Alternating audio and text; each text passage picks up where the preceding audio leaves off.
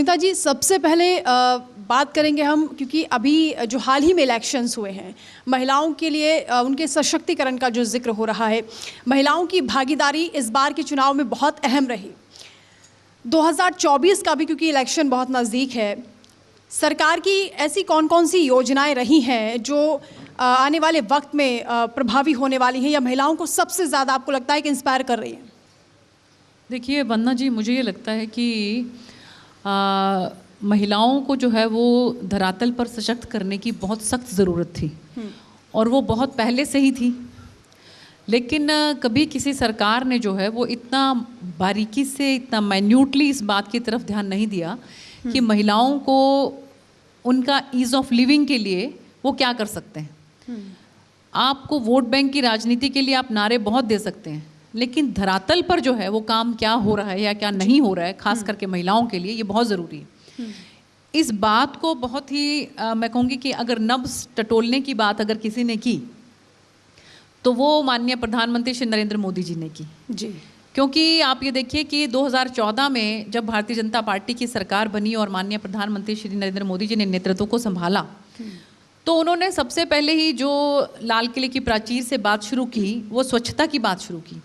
और स्वच्छता में आप ये देखिए कि एक जो बेसिक नीड है, जो एक बेसिक एक महिला को जो है जिस चीज़ की ज़रूरत है, उसकी तरफ ही आज तक कभी किसी सरकार ने ध्यान नहीं दिया। कि हम लोग शहरों में ठीक है, हम लोगों के पास फैसिलिटीज़ हैं, लेकिन गाँव में जो सच में गाँवों से जुड़े हैं, जो धरातल पर जुड़े हैं, उन लोगों को ये मालूम होगा कि गांव में कितनी बुरी हालत थी महिलाओं की। शौचालय के लिए, एक अदद शौचालय के लिए उनको जो है वो तरसना पड़ता था। और महिलाओं को तो मुझे लगता है कि शायद और भी ज़्यादा ज़रूरत थी शौचालयों की, जिसके बारे में कभी किसी ने ध्यान ही नहीं किया। और ये जब उन्होंने शुरुआत की थी माननीय प्रधानमंत्री जी ने, तो बहुत से जो राजनीतिक पार्टियां थी उन्होंने कहा कि भाई ये क्या टॉयलेट शौचालय की बात कर रहे हैं। तो ऐसे उसमें जब उन्होंने इस चीज़ की तरफ तवज्जो दिया और जो है घर घर में शौचालय के लिए बात कही, तो आज हम देखिए कि 12 करोड़ शौचालय जो हैं वो पूरे हिंदुस्तान के अंदर बनाए जा रहे हैं, बना जा चुके हैं बल्कि। और उसमें महिलाओं ने बहुत सुकून महसूस किया है। और बल्कि बहुत सी जो आपराधिक घटनाएं हैं वो उससे जुड़ी हुई थी किसी तरह से। सुबह अगर कोई महिला को अगर शौच के लिए जाना है तो वो ये देखे कि मुंह अंधेरे अगर वो जा सकती है तो जा सकती है। अगर बीच में उसको कोई प्रॉब्लम है, कोई उसको पेट में दर्द हो सकता है, कोई लूज मोशंस हो सकते हैं, डायरिया हो सकता है, कुछ भी हो सकता है उसको, लेकिन उसके लिए उसके पास कोई प्रोविजन ही नहीं था।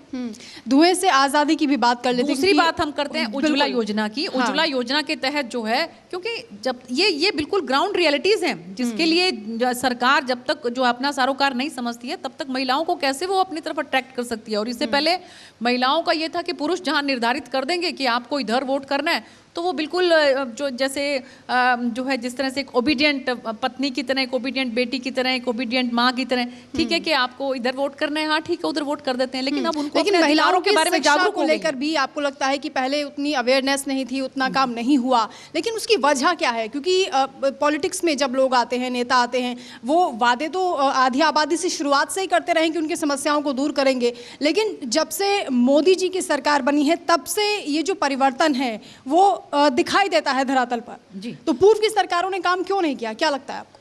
देखिए एक्चुअली उनको ज़रूरत महसूस नहीं, उनको लगा कि ये एक वो क्लास है कि ये अगर आप जो भी बात करेंगे तो वो आप मैंस रिलेटेड बात करें, ये उनके पीछे पीछे अपने आप चल पड़ेंगे।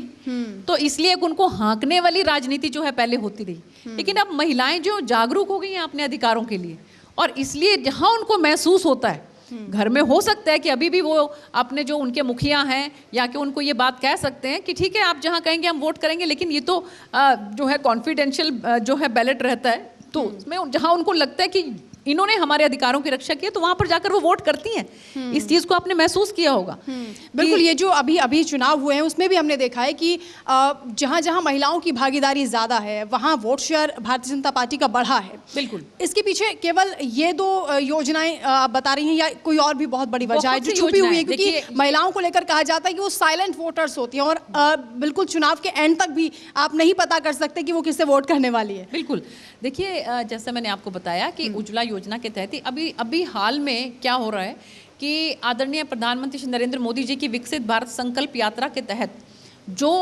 एक ये टारगेट लेके चले हैं कि मोदी की गारंटी के नाम से हम टारगेट लेके चले हैं कि हर गांव के अंदर जाना है उसको। पहले क्या था कि आपको छोटे से छोटे काम के लिए आपको राशन कार्ड बनाना है, आपको बीपीएल का कुछ बनाना है, आपको उज्ज्वला योजना जो है उसका भी लाभ लेना है, तो आप जो है ऑफिस के चक्कर काटते रहो। लेकिन अब जो है ऑफिसर्स खुद जो है वो गांव के अंदर जा रहे हैं, और गांव में जा रहे हैं तो लोगों को और महिलाओं को तो खासकर बहुत इस बात को लेकर सुकून महसूस हो रहा है कि उनको ऑफिस जाने की जरूरत नहीं है, उनको यहीं पर ही जो है सभी फैसिलिटीज प्रोवाइड होंगी। मैं अगर अपनी लोकसभा की बात करूं तो मेरी लोकसभा में एक फतेहाबाद जिला है जिसमें जो विकसित भारत यात्रा है उसमें मैं लगातार जो है अलग अलग गाँव में जो है मैं जा रही हूँ।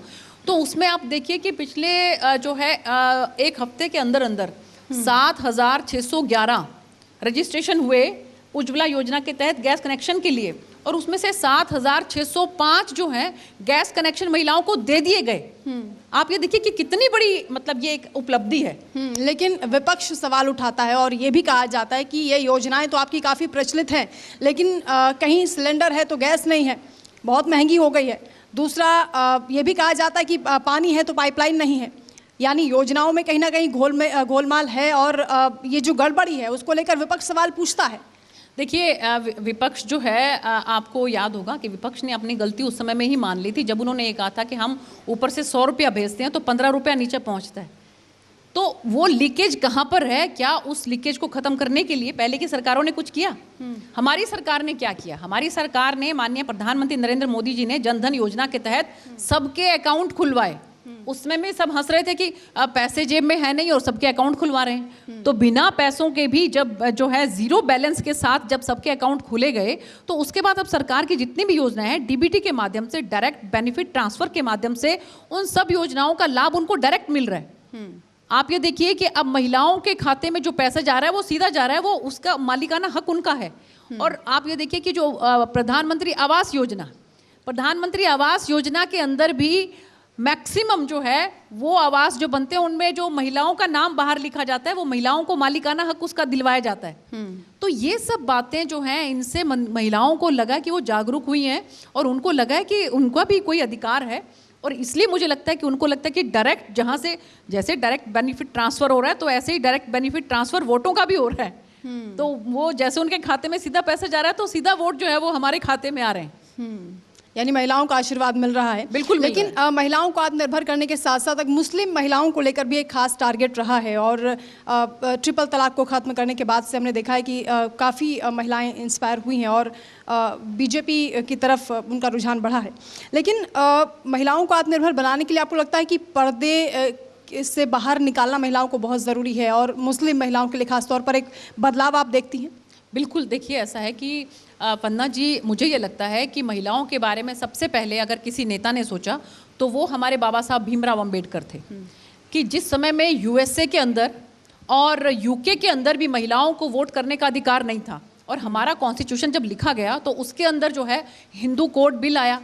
नहीं तो पहले हिंदू समाज के अंदर भी जो है वो पुरुष जो है वो 2 शादी कर सकते थे, 3 शादी कर सकते थे, लेकिन हिंदू कोड बिल आने के बाद जो है वो 1 शादी का प्रावधान रखा गया, और इसके साथ साथ महिलाओं को वोट करने का अधिकार दिया गया।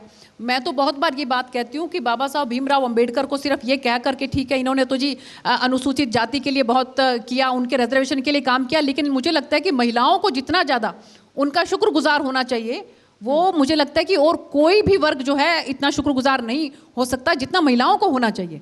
महिलाओं को सीधे उन्होंने यूके यूएसए से भी आगे बढ़कर जो है वोट करने का अधिकार दिया। पहले हमको वोट करने का अधिकार नहीं था।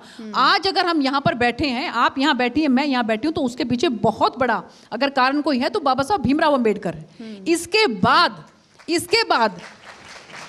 बाबा साहब भीमराव अंबेडकर के बाद अगर महिलाओं को बारीकी से किसी ने समझने की कोशिश की है तो वो हमारे आदरणीय प्रधानमंत्री श्री नरेंद्र मोदी जी हैं। उसके बाद भी विपक्ष ये कहता है कि आप मुस्लिम विरोधी हैं, मुस्लिमों की आवाज को आप लोग नहीं सुनते। सॉरी, उसके बाद भी विपक्ष कहता है कि आप लोग मुस्लिम विरोधी हैं, मुस्लिमों को दरकिनार करते हैं। नहीं, मैं यही बात मेरी आप पूरी करने दीजिए कि उन्होंने हिंदू कोड बिल लाकर जो हमारी महिलाएं थी हिंदू धर्म से, उनका जो उन्होंने भला किया, वो भला माननीय प्रधानमंत्री नरेंद्र मोदी जी ने ट्रिपल तलाक वाला कानून लाकर मुस्लिम बहनों के लिए किया। इसलिए महिलाएं जो हैं वो चाहे किसी भी वर्ग की क्यों ना है, वो सब के सब भारतीय जनता पार्टी को वोट करती हैं, माननीय प्रधानमंत्री नरेंद्र मोदी जी को वोट करती हैं।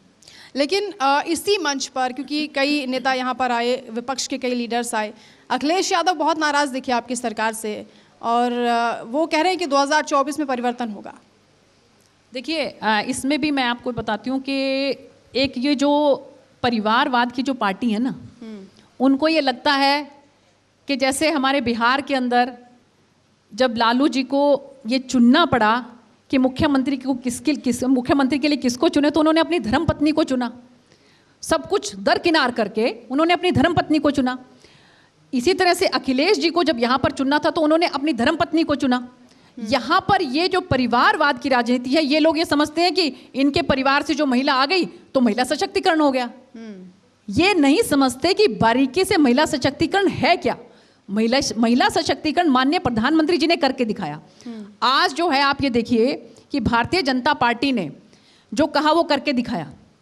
हमने मंदिर के लिए वायदा किया, हम मंदिर बना रहे हैं। हमने 370 को उड़ाने का वायदा किया, हमने 370 को उड़ा दिया। हमने ट्रिपल तलाक का वायदा किया, हमने जो है वो ट्रिपल तलाक ला दिया। और इसी तरह से माननीय प्रधानमंत्री जी ने जब जो कहा है वो करके दिखाया। तो मुझे ये लगता है कि जब तक आप धरातल पर महिलाओं को सशक्त नहीं करेंगे। आज ये एक बात और मैं कहना चाहूँगी कि सबसे पहले अगर कोई मुस्लिम राष्ट्रपति आए थे, उसको हमारी एनडीए की सरकार लेकर आई थी कलाम साहब के रूप में। और सबसे पहले अगर कोई एससी कैटेगरी से राष्ट्रपति आए, कोविंद साहब, वो भी हमारी सरकार एनडीए की सरकार लेकर आई। सबसे पहले ट्राइबल उसमें, जनजातीय उसमें अगर कोई, और वो भी महिला, अगर कोई राष्ट्रपति बनी, आदरणीय महामहिम द्रौपदी मुर्मू जी, वो भी हमारी सरकार लेकर आई। तो इससे आपको लगता है ना कि हमारी सरकार जो है वो भारतीय जनता पार्टी सबका साथ, सबका विकास, सबका विश्वास और सबका प्रयास, इसको साथ लेकर चलती है। अब तो महिलाओं को 4 जातियों में भी शामिल कर दिया है। प्रधानमंत्री मोदी जब भाषण देते हैं, कई बार इस बात का जिक्र हुआ है कि 4 ही जातियां हैं जिनके उत्थान की ज़रूरत है, उसमें एक महिला भी है। आने वाले वक्त में क्या योजनाएं पाइपलाइन में हैं और किस तरह का बदलाव और महिलाओं में होना चाहिए? किस तरह की और समस्याएं हैं जो बेसिक रूट्स की समस्याओं की आपने बात की, और भी क्या ऐसा कोई विज़न है सरकार का? देखिए, मैंने जैसा आपको पहले भी बताया कि सबसे पहली बात तो ये बिल्कुल ठीक है, माननीय प्रधानमंत्री जी ने 4 कैटेगरी रखी हैं कि जिसके अंदर जो गरीब है वो एक जाति है। वो चाहे किसी भी जाति से क्यों नहीं है, वो गरीब है तो वो गरीब है। वहाँ पर आपको ये कैटेगराइजेशन नहीं करनी है कि ये इस कास्ट का है। कोई ब्राह्मण अगर गरीब है तो वो केवल इसलिए किसी भी लाभ को ना पाए क्योंकि वो ब्राह्मण है, ये बहुत गलत बात है। अगर कोई गरीब है वो किसी भी कास्ट से क्यों नहीं है, उसको प्रॉपर जो है उसके उत्थान के लिए, उसके अपलिफ्टमेंट के लिए हर किसी को जो है वो हेल्प करनी चाहिए। तो इसीलिए माननीय प्रधानमंत्री जी ने कहा है कि 4 जातियां हैं। एक गरीब की जाति है, एक युवा की जाति है, एक महिला की जाति है और इसके साथ साथ एक किसान की जाति है। तो ये जो है ये सभी जातियों से ऊपर ये 4 जाति हैं। इनके उत्थान के लिए माननीय प्रधानमंत्री जी की सोच है विकसित भारत संकल्प यात्रा। मैं बल्कि आपके माध्यम से सबको कहना चाहूँगी कि आपके भी गांव-गांव में, शहर के अंदर भी हर जगह पर ये यात्रा जाएगी। तो इस यात्रा के अंदर देखिए, पहले कोई समय होता था कि हम लोग जो है वो प्याऊ लगा देते थे कि ठीक है ये पानी के लिए, किसी को हम जो है खाना दे देते हैं, हमें लगता है कि चलो हमने उसका बहुत भला कर दिया, किसी को हमने जो है कुछ पैसे दे दिए, हमको लगता है कि बहुत भला कर दिया। आज के समय में अगर सच में आप किसी का भला करना चाहते हैं तो ये जो विकसित भारत संकल्प यात्रा जो जा रही है, जो सरकार की योजनाएं हैं जिनका लाभ जो है आम आदमी तो नहीं मिल पाता, जो जिसको समझ में ही नहीं आ पाती कि हमें लाभ लेना कैसे है, आप उसकी थोड़ी मदद कीजिए, थोड़ी सी आप उसकी मदद कीजिए। सीएससी सेंटर्स जो हैं वो भी वहाँ पर रहते हैं कि आप कैसे उनको, किसी को देखिए अगर उज्ज्वला योजना की ज़रूरत है, 5-5 लाख, जो आयुष्मान योजना है, 5 लाख रुपया किसी गरीब आदमी को अगर मेडिकल हेल्प के तौर पर मिलता है तो मुझे लगता है कि उसके लिए बहुत बड़ी बात हो जाती है। तो अगर आप इस तरह से किसी की हेल्प करेंगे तो ये सबसे बड़ी भलाई का काम है। तो मुझे लगता है कि माननीय प्रधानमंत्री जी ने ये सोचा कि जो योजनाएं हैं वो धरातल तक 100% पहुंचे।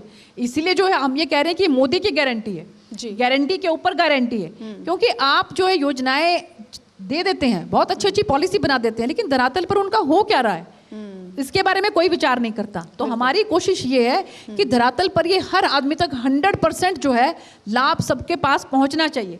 उसके बाद आप देखिए, आपको कुछ करने की जरूरत नहीं है, अपने आप लोग देखेंगे कि विकास किस तरफ है, कौन आपका भला चाहता है, कौन आपके लिए काम कर रहा है, वोट अपने आप आएंगे। हमें कुछ करने की जरूरत नहीं है, अपना काम आप ईमानदारी के साथ करिए, मेहनत के साथ करिए।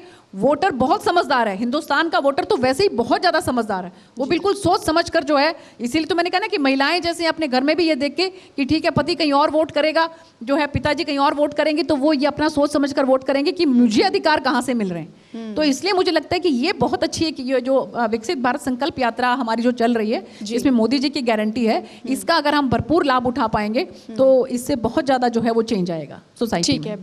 बहुत शुभकामनाएं आपको।